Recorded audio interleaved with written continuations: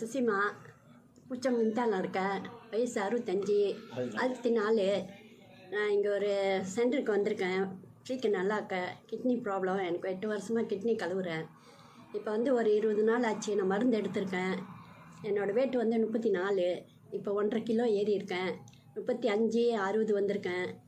Kidney இப்போ எனக்கு மாற்றமாக இருக்குது. இங்கே சாப்பிட முடியாது. இப்போ சாப்பாடெலாம் நல்லா இருக்குது. நல்லா ஆக்கிடுவாங்கன்னு எனக்கு ரொம்ப நம்பிக்கையாக இருக்குது. எல்லோரும் சொன்னாங்க, இதை சாவர மட்டுக்கும் நீ கழுவிட்டு தான் இருக்கணும், நல்லா ஆகாதுன்னு சொன்னாங்க. நான் இங்கே வந்து பார்த்தேன். அந்த டாக்டர் வந்து பொடியானா, வயசானவர் இல்லை, நல்லா ஆக்கிடுவாருன்னு எனக்கு நம்பிக்கை இருக்குது. இவ்வளோ நாள் எங்கே மருந்து எடுத்து எல்லாமே வீணாக போச்சு. இங்கே தான் இப்போ உறுதியாக வந்திருக்கோம். வீட்டுக்காரர், நானே, மகன் எல்லாரும் நம்பிக்கையாக இருக்குது நல்லா ஆயிரும்னு. முன்ன ரொம்ப மூச்சு வாங்குவீங்கன்னா?